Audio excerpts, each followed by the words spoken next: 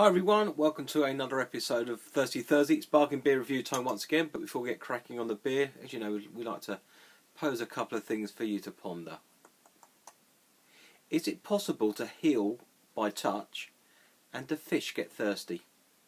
Anyway, up today we have, needed a Eric Morecambe then, from the Wentworth Brewery. It's their Imperial Ale. Now this set me back 99 English pence from bargain chain stores B&M.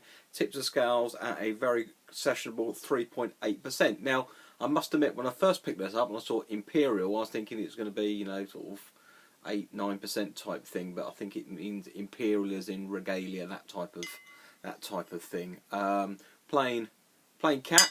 Got this out of the fridge about an hour ago, so it's chilled, but a little bit of above room temperature. Get it popped, poured, see what she is like. No real hiss, no real smoke. Got a half pint glass for a change. So let's get this popped and poured and see what she's like. Oh, let's give this a bit of aggression down the middle. It's not overly carbed. Ooh. And we'll leave that one there. So that's the artwork, quite funky. Right, I noticed when I was faffing about with the bottle, it said pours a nice tawny colour. So that's got to be what they call tawny. That's more of a burnt marmalade in my book. Light in here isn't fantastic.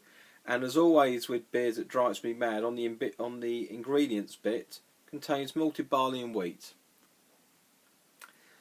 No mention of malts, no mention of hops, absolutely nothing. Now, if I put that up to the camera, I'll get my mug out of the way, there is virtually no carbonation in that whatsoever. About half a to 2/3 of a finger head. Let's go in for a sniff and see what we get.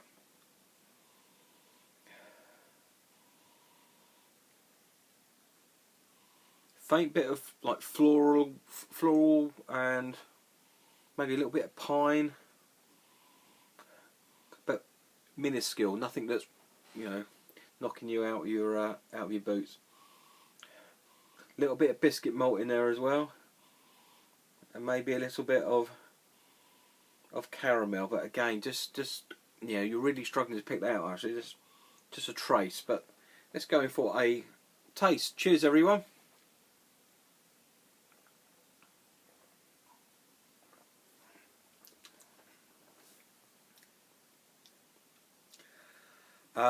Carbonation is pretty much gone now, to be honest. In that is fairly as flat as a witch's hat.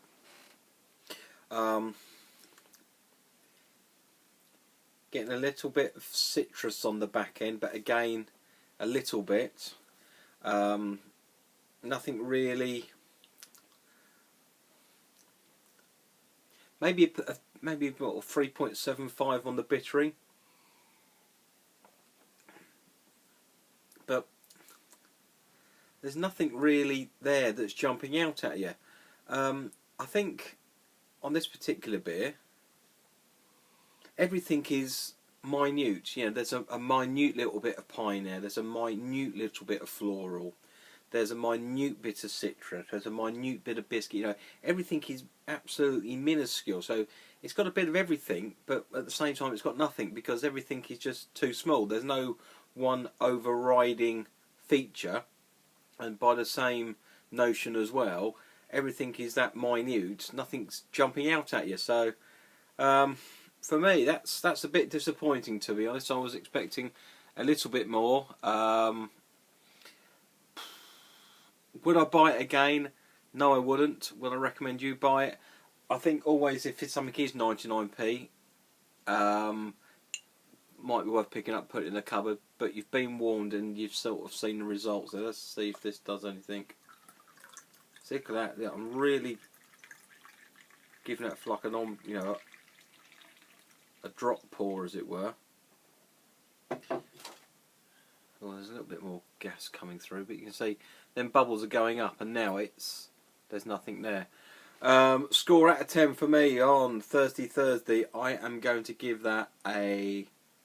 Did I say I'll buy it again? No, I wouldn't. You buy it, 99p, might go for it, but say, nah, don't.